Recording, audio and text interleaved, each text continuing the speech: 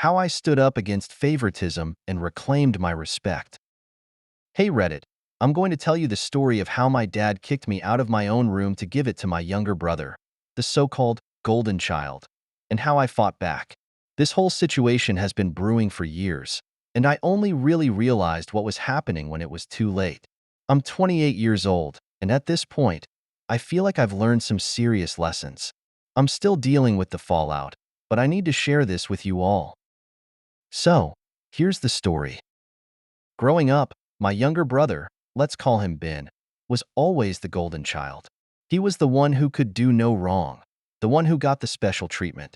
My dad would always shower him with praise, no matter how much of a jerk he was. Ben could break a vase, and my dad would say, "Well, it was an accident, so it's okay." I, on the other hand, could do everything perfectly, and my dad would find something to criticize. He'd nitpick every little thing I did. I wasn't a perfect kid, but I always felt like I had to do everything right just to get an ounce of recognition from my father. Ben, though, he never had to do anything. He was always the one getting the benefit of the doubt, and this pattern carried into adulthood. When I moved out of my parents' house at 18, I thought that would be the end of the whole golden child dynamic. I was wrong. After a few years of struggling with rent and trying to figure things out, I ended up moving back home to save money and get my life on track. My parents were fine with it. They said it was just temporary, and they had no problem with it. At the time, I was paying for my own bills and contributing to the household. The house itself is pretty big, and there was an extra room upstairs that I used as my bedroom when I first moved back. It was a space I could call my own. It wasn't huge, but it was enough. I felt comfortable there, and I worked hard to make it mine. I paid for the internet, the utilities, groceries, and a few other household expenses. My parents never once offered to help. But things started to change when Ben, now in his mid-20s, came back to live with us after dropping out of college. I didn't have a problem with him moving back in. In fact, I offered to help him get back on his feet. What I didn't expect was for my dad to treat him like royalty. One day, my dad sat me down with a very serious look on his face. He told me that they were giving Ben the room upstairs because he was the youngest, and he needed the space to focus on his future. Now, I don't know about you, but I was pretty flabbergasted. I'd been paying for everything, and here was my dad, who hadn't worked a steady job in years, asking me to give up the room that I'd turned into my personal space. "Son," he said, "Ben needs the room more than you. He's got his whole future ahead of him, and he can't focus if he's stuck in that tiny room next to your mom and me." I stared at him in disbelief. I wasn't the one who had dropped out of college and still hadn't gotten a steady job. I wasn't the one who was constantly switching from one career path to another, never sticking with anything. I was the one who was financially supporting the house, and my dad had the nerve to kick me out of the room I had paid for, just to favor Ben. I tried to argue with him, but it was like talking to a brick wall. Ben was his favorite, and nothing I said mattered. I wasn't a little kid anymore. I wasn't dependent on my parents. I was 28 years old and trying to figure out how to survive in the world. And yet, my dad didn't see it that way. "I'm the one paying for everything here," I said, trying to reason with him. "Without me, this house would fall apart," I said, trying to reason with him. But my dad just waved me off.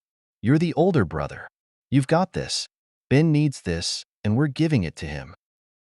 I tried to argue further, but it became clear that it was a lost cause. My dad was determined to make Ben the priority. And to add insult to injury, Ben didn't even ask for the room. He didn't care. He was perfectly happy living in his little room downstairs. But the moment my dad told him he was getting the bigger room, Ben accepted it without a second thought. I packed up my things, leaving behind the room I'd put so much time and effort into. I moved into the basement, which was even colder and less comfortable than my old room. I felt like an outsider in my own home. But the worst part? My dad didn't even acknowledge how I was feeling. There was no, "Sorry, son, but we really need to do this for Ben." Nothing. I was just supposed to accept it and move on. Here's the kicker. I started to realize something. I was the one holding up the entire house. I was the one paying for everything. My dad wasn't contributing anything, and my mom was barely making ends meet. If I decided to stop paying the bills, the entire house would crumble. So, I decided to take action. First, I started withholding a portion of the money I was contributing. I didn't make a big deal out of it. I just decided to cut back on the groceries and utilities. I didn't pay for the internet 1 month and let my dad figure it out. Then, I stopped paying the water bill.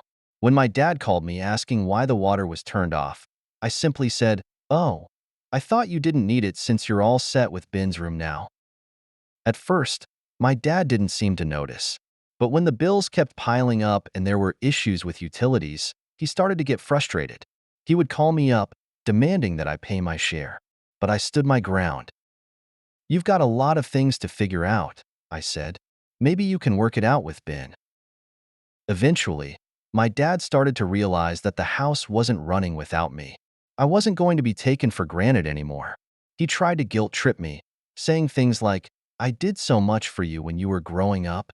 But honestly, I couldn't let it go. All these years, he'd been putting Ben first, and I had taken a back seat in my own life. The final straw came when my dad asked me to cover a major repair on the house, something that would have cost thousands of dollars. This was the moment I realized I couldn't keep doing this. I'd been paying for everything for years, and all I got in return was a kick in the teeth. I told my dad I was done. I stopped paying for the house completely. Without my contributions, everything started to fall apart. The utilities were shut off, and they couldn't afford basic expenses. Ben was living in his fancy new room, but he couldn't even take a proper shower because the water was off. My dad was furious, but I didn't care. He had no idea how much I was really doing for them. I told him, "You can't keep treating me like this. I'm not going to be your backup anymore. You and Ben need to figure this out on your own." My dad eventually came around, but it wasn't without a lot of tension. After a few weeks of struggling to pay bills and deal with the fallout, he finally apologized. He admitted that he had taken me for granted and that he shouldn't have kicked me out of my room. He promised he would work harder to contribute and make things right. Ben, on the other hand, never really got it. He never understood what happened, and he still acts like the world revolves around him. But that's fine. I've stopped trying to please everyone else. In the end, I got my room back, but more importantly, I learned that I deserve respect. I learned that just because I'm the older sibling doesn't mean I have to put everyone else's needs above my own. I worked hard for everything I had, and I wasn't going to let my dad or Ben take that away from me. I don't know what's next, but I've learned how to stand up for myself. I've stopped feeling guilty about putting my needs first. And that, I think, is the most important lesson I've learned through this whole ordeal.